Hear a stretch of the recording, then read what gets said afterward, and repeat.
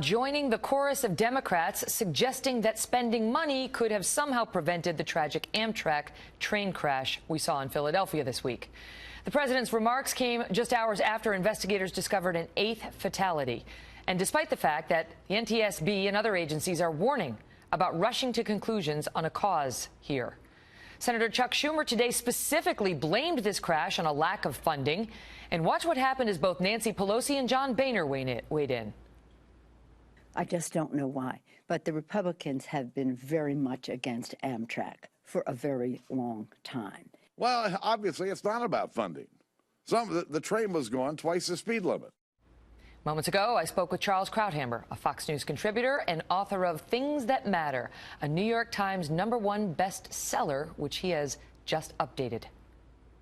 Charles, good to see you. So it's Republicans hate Amtrak. That's what caused the crash. Well, also, I mean, Ray LaHood, the former transportation secretary under Obama, blamed it on crumbling infrastructure, and of course we need more money. You know, how stupid do they think we are?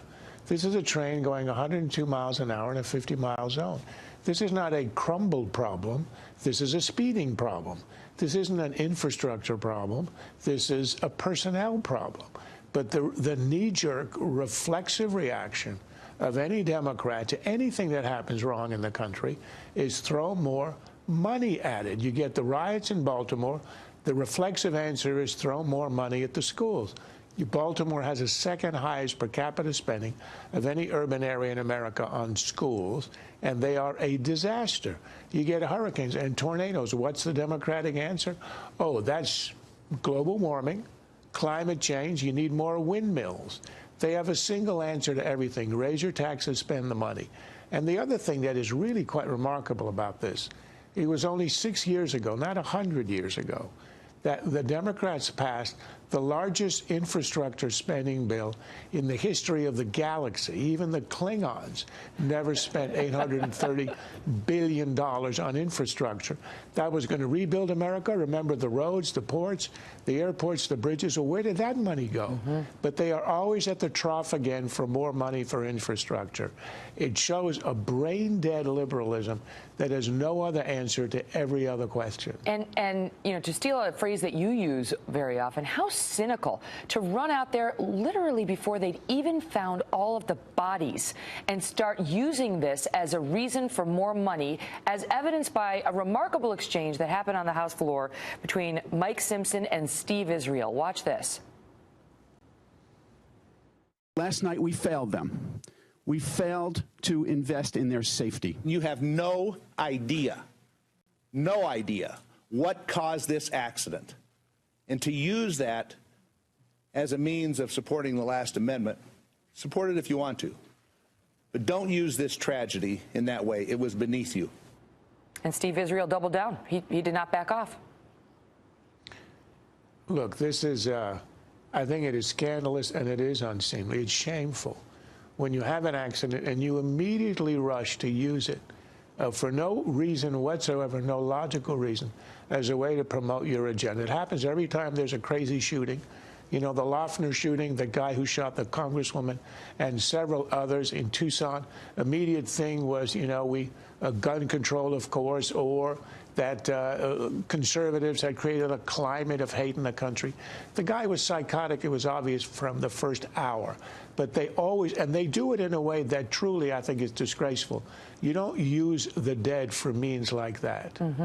And you know what else?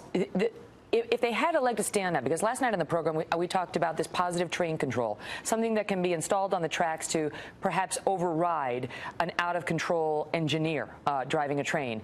And we said, okay, well, maybe they were too slow to get that installed. Maybe you could, but as it turns out, not only had that been approved for this specific area of the track, but the only reason it hadn't been installed yet, we found out today, is because of the FCC. There was a bandwidth problem that they were trying to work out. It had nothing to do with funding, and Amtrak came out today to say that. And still, they proceed. Still, Chuck Schumer explicitly comes out and says it is simply a fact that insufficient funding has delayed installation of positive train control. No, it isn't, Senator Schumer. It is not a fact. You've misled the American people. And, Charles, he's going to get away with it. No one's going to make him draw that back. No one's going to make him disabuse all the people who heard him of that notion.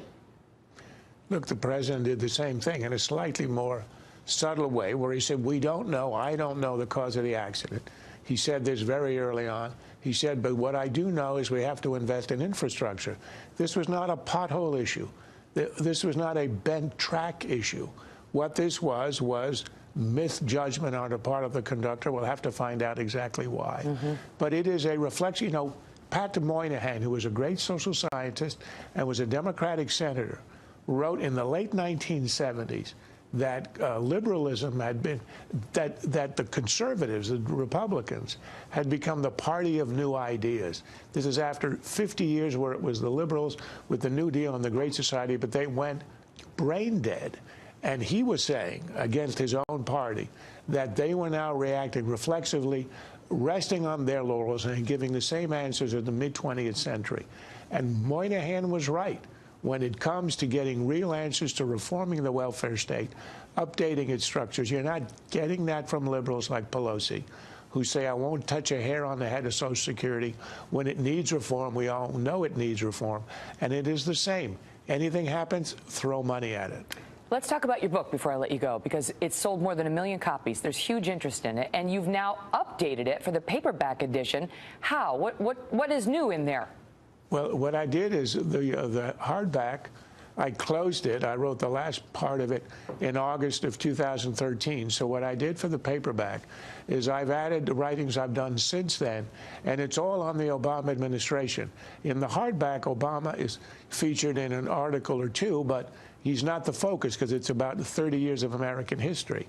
But since we've now had 6.5 years under our belt, I've now added some columns, thoughts about the Obama legacy, the Obama presidency, and it's, I could say, it's rather critical. There's a shocker. Charles, it's great to see you. Good luck with it.